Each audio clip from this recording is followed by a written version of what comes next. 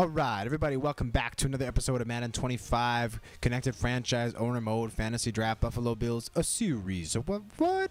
Yesterday was Monday. Episode 21 saw us defeat the Cincinnati Bengals 21-0. Already, I can't talk. So coming off a shutout victory, we are going to progress some of our players. And fittingly, we are going to be progressing players who dominated the line of scrimmage yesterday. These are our defensive front 7 peeps.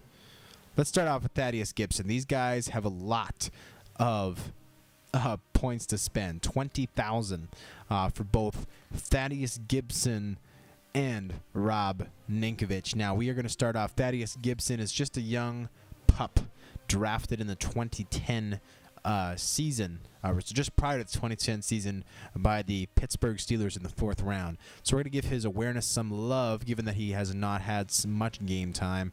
Let's see if we can get that up to about 65. As I'm doing this, by the way, I just wanted to shed some light on some people who were talking yesterday.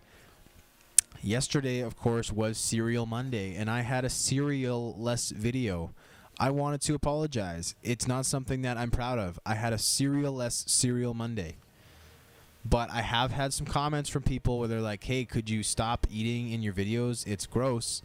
And I love Cereal Mondays more than, my firstborn child. But, if people don't like them, by the way, that was a joke. I do not have kids. But if people would like Cereal Mondays to come back, then please fight for Cereal Mondays. I love the idea that we all get together on Mondays and eat cereal and play Madden together. That brings warmth to my heart. However, if people aren't digging it, then it's all good. Let me know in the comments. Do you guys like Cereal Mondays? Do you not like Cereal Mondays? Like, what's going on? Like, let me know what's going on with you guys so I can make some decisions. Anyways, we're giving Gibson we gave him a bunch of tackling improvements. We're giving him some pursuit upgrades. His finesse moves already seem to be pretty good. His power moves, however, need work.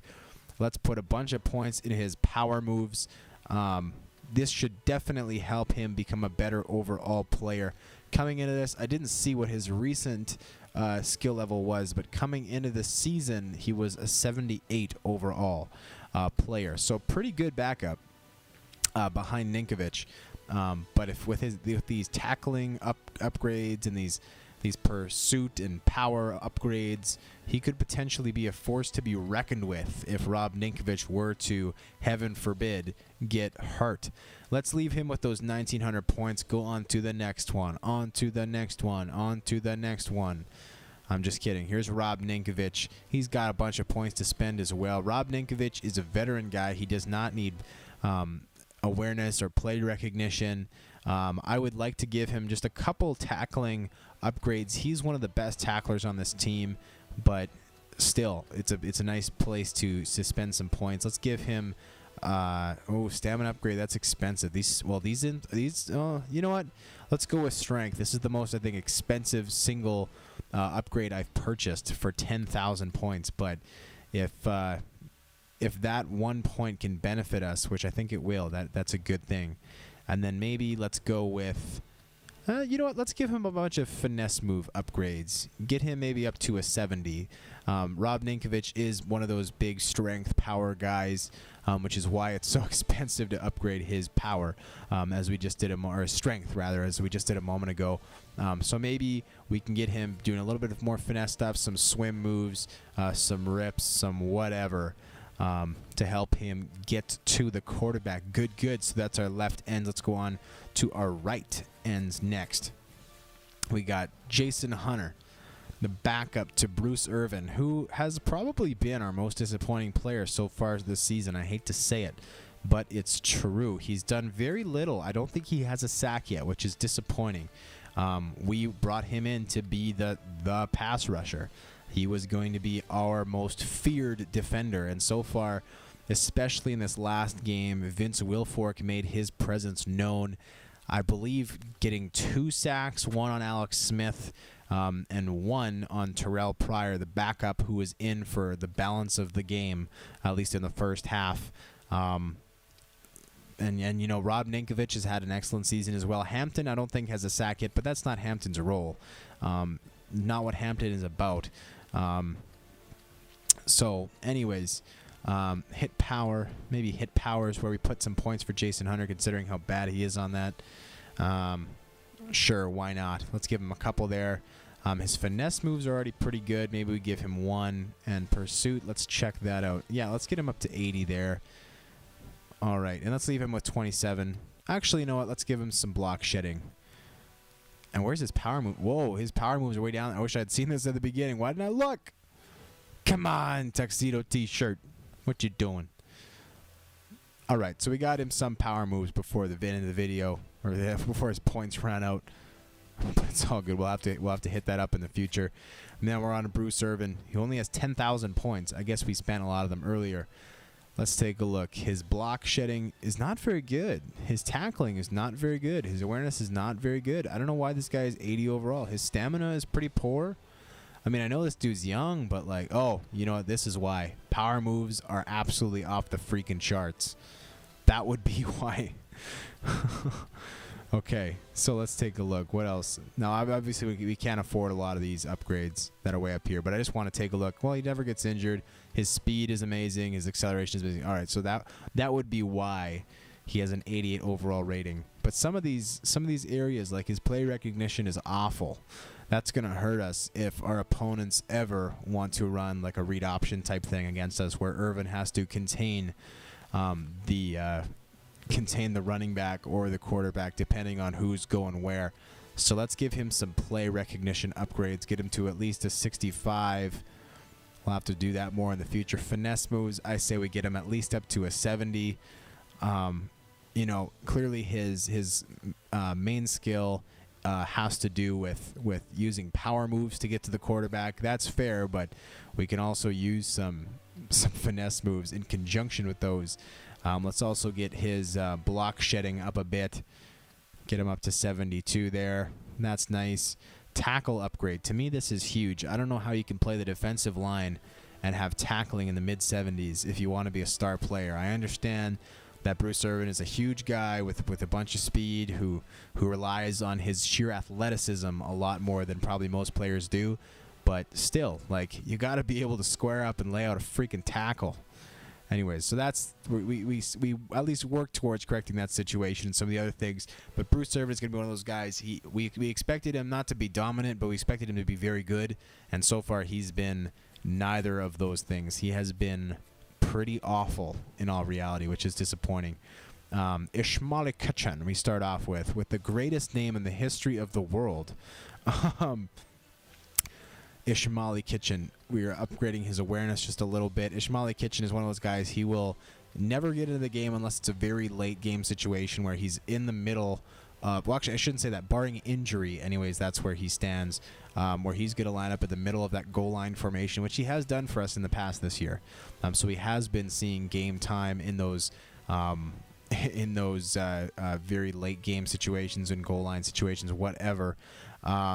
So it would be nice to give him something that could benefit him in that way. Something like tackling, hit power, and power moves that will help him become a more impact interior defensive lineman on short yardage plays, because that is his role with our team right now. So we got his power moves, his tackling up, we have his hit power upgraded, all excellent things. Now, let's move on with our defensive tackles, round them out. Let's go over to Frank Oakham. Frank Oakham has a bunch of points to spend, 1,700 on the dot, which is good. I don't think Frank Oakham has been in a game yet because Kitchen plays in those late game situations.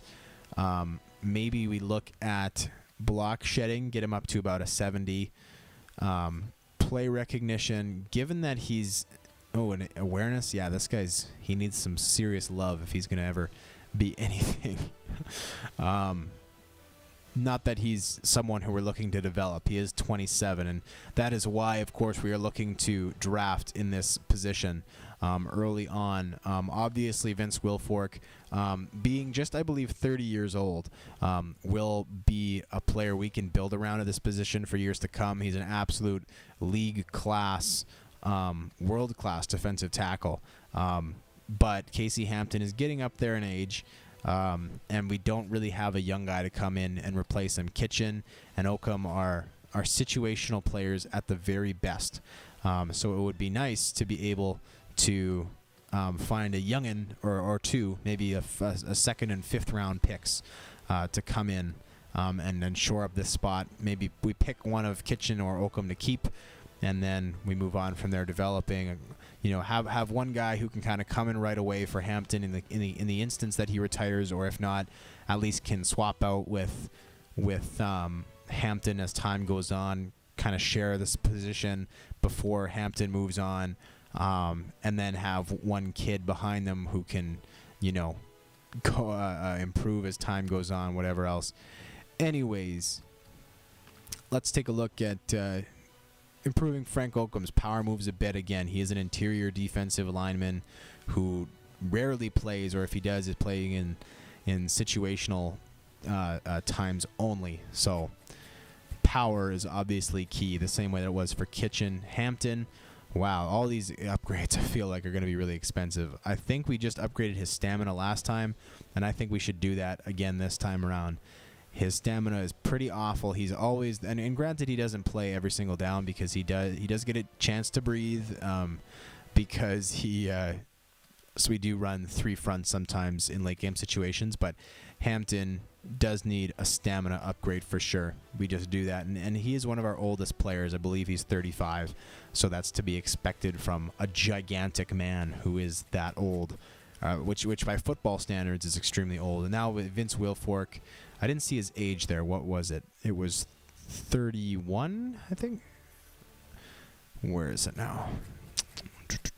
31. So he's 31 years old. Will definitely be elite for at least another 2 years. Defensive linemen always, live out longer in their careers than most people. His stamina is very good, and you can see how fit he really is. He looks like a bump on a log, but in real life and in the game, he does an amazing job of moving with agility, and playing really, really well. I think for him, we are going to leave him to build up points for next time, because so many of his upgrades that he needs, which are really relevant to what he does on every play, are just so expensive. It's not to be, it's not to call him out or anything. I think we're going to leave our linebackers for next episode, personally. John Bostic is key, especially because he is such a young kid and has so many points. But aside from that, let's come back to our linebackers next episode. We'll do the linebackers in episode 23. In episode 22 or 24. I can't math. In episode 24, and then on Thursday, and then next week Monday we'll do our DBs and our specialists. That's corner, safeties, and kicker, punter. Now we've done that, let's go on to our scouting players. Now, last 2 episodes ago, in our last video where we were doing upkeep and practicing and all that, we checked out a second defensive tackle, Merrill Ritter, who we were really not happy with across the board, generally speaking. His speed wasn't bad, but his strength was failing. His awareness was very poor. What else did we check out here? Oh, there had to be more. It wasn't just that. Maybe it was, but even then, awareness and strength being that poor are not good for someone who's already 23. Like, for example, Stevie Mayer, who's expected just to go, what is it now? Well, I suppose that's a decent number of spots, 15 spots earlier. He only got a C as an overall rating as a prospect, but even then, he's 21 years old only, and his awareness is already a B. So if you've already had that much more time, 2 years of extra time to learn how to play this game, and your awareness is still that low, I don't know what to think, to be honest. So we may want to keep digging at that particular position. Meanwhile, though Heath Miller has been excellent for us so far this year, tight end is a spot where we've been looking, at least. We do have one player scouted already. That is Eric Baldwin, the gigantic 6'7", 240-pound tight end out of Holy Cross. He's just 21 years old. and he is the second tight end who is expected to be drafted. The first is Speedy Bales. Speedy Bales is 6'4", 248 out of Purdue. Speedy Bales originally, when we started this process, was expected to go, I believe it was at middle to high first round, and he has dropped back this far. Because originally it was, well, we're never going to have a pick high enough to select Speedy Bales, considering that we are expecting at the very least to be a playoff team. But with Speedy Bales falling back this far, personally, I'd like to take a look at what he potentially has to offer. So we're going to go check out Speedy Bales. On the one hand, it sucks that he's fallen this far, but on the other hand, it's kind of nice because it means that we'll be able to take a look at him and potentially draft him if the time comes. Speed is a B, so it's the same as our other major tight end prospect. His catching is also a B. Here's another kicker. Run blocking and pass blocking are both C's. That's more or less to be expected at this point. Injury is an A. That's great, and that's something that I really like to check out. The last thing you never want, because it's such a cheap thing to check out with just 50 points. You'd hate to save those 50 points because you're being frugal with your experience points and then draft someone and find out, oh my God, like they have a 60 in the injury rating. Like they're going to get hurt every year. That would be awful. So that's something that's always good to check out. Personality is an A. That's wonderful. His stamina is a B. That should be fine. His awareness, C. All right, so he's younger. But that's fine. Earlier in his development, catch and traffic is a B. That's wonderful to see at this point. Strength is only a C. That's fine. And his jumping is an A. That's beautiful to see from someone who's 6'4". So next video, we're going to come back to Speedy Bales. We're going to use, because we get 2,000 extra points for next week, we're going to check out his overall rating as well as some other people. Right now, head-to-head with Eric Baldwin. Baldwin, has the advantage in some ways because he is taller and he's younger, which are two very nice assets. However, head-to-head, so far, they're pretty neck and neck. Catching is the same. Speed is the same. Catch and traffic is the same. Jumping, we have not checked out for Baldwin yet. Pass block and run block are the same. So we'll have to take a look, I guess. And, Baldwin. We never checked out Baldwin's injury rating. There are a couple things here that maybe we should look at checking out because, again, they are so cheap. C for strength, which is the same. Jumping is a B, so Baldwin is not as good a jumper as Speedy Bales. Though I will say that Speedy Bales gets a bit of a benefit for just having such a completely awesome name.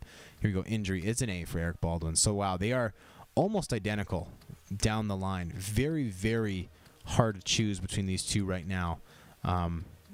Virtually identical. The only place where Bales has the advantage so far is jumping. But, of course, that might be overruled by Baldwin having the better physical ratings. And Baldwin actually has the better awareness, which is surprising considering that Speedy Bales is older. It's the same situation as our defensive tackles. One of these players is older, and yet the other one has the awareness.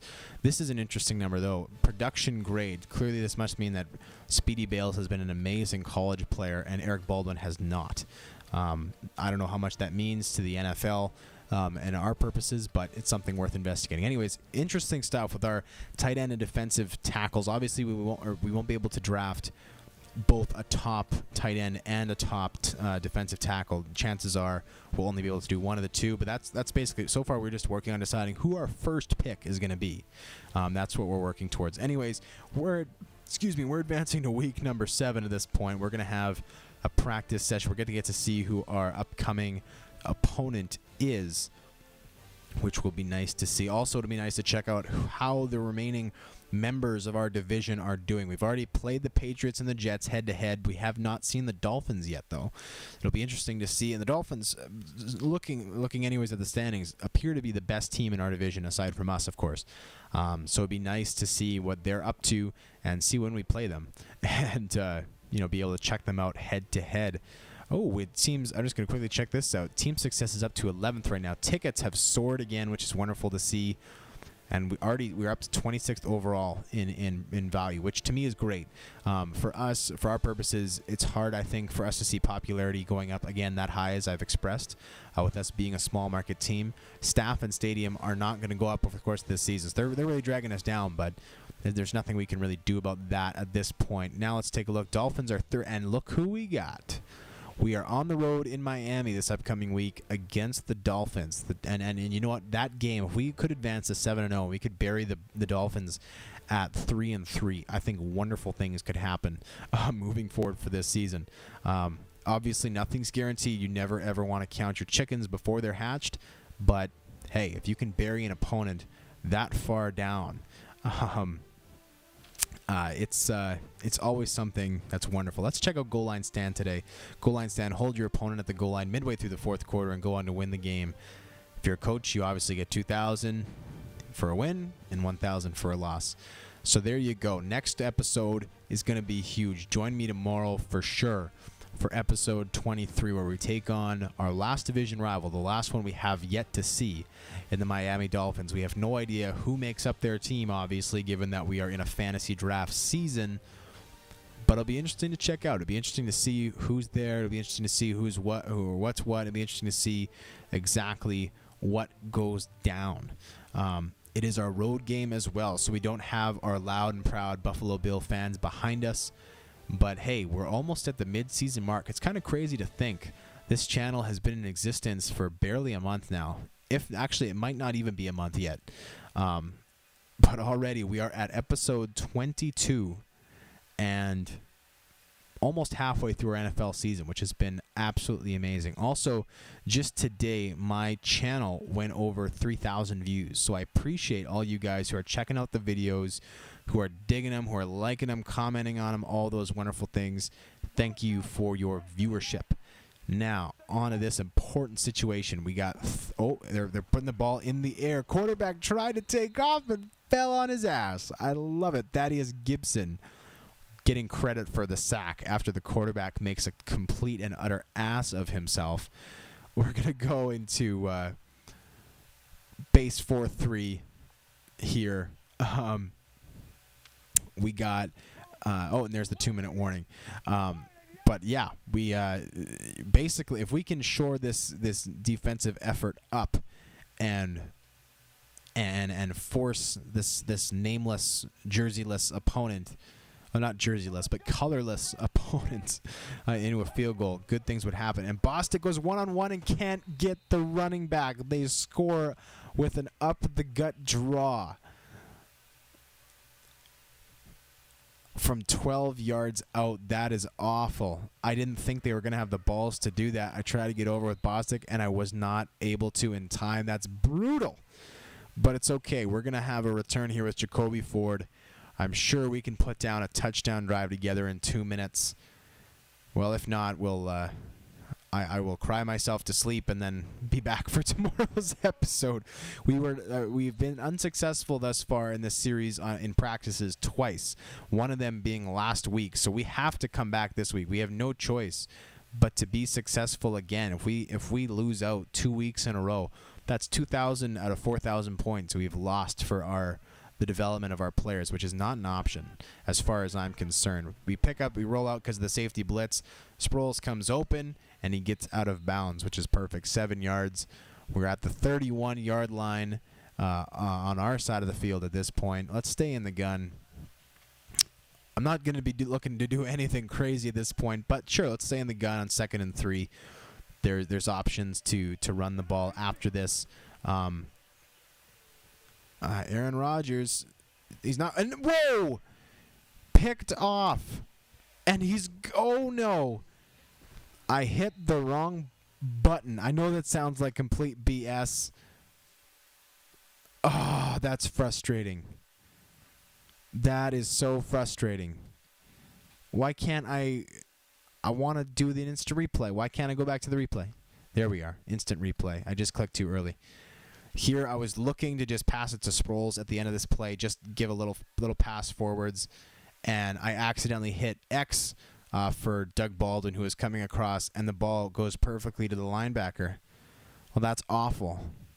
Absolutely awful. That means that at this point, we only have one timeout. The offense is probably just going to keep the ball on the ground and try to run this game out, and we can't stop them. We only have one timeout. And even then, I mean, barring a fumble, we really can't get the ball back. Or even if we did, barring a fumble, we can't. Oh man, this is frustrating, y'all. Jeez, stupid. Hit the wrong frickin' button.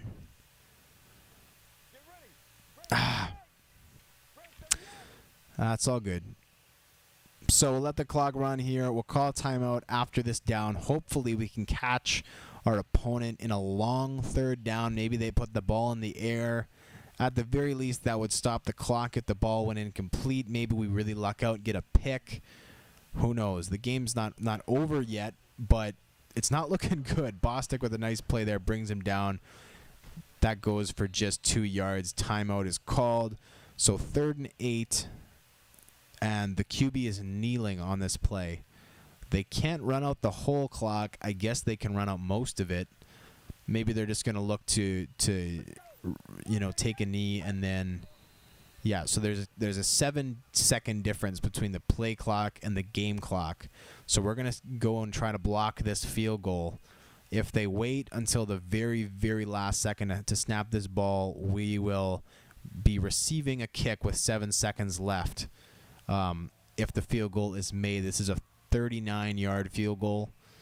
So chances are they're not going to miss. But if they do, then I guess we have a chance for Hail Mary. If they don't, then, well, yeah, we're just screwed.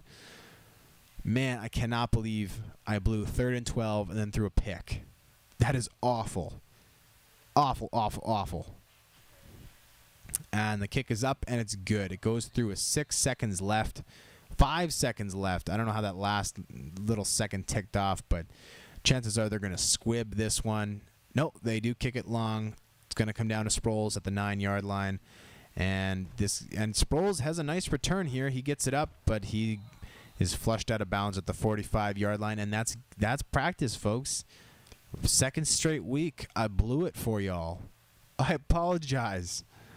Hopefully we don't blow this game upcoming this week against the Miami Dolphins. Join me for tomorrow on Wednesday for episode number 23, where we're at the Miami Dolphins. I'm Tuxedo T-shirt, and I'm out.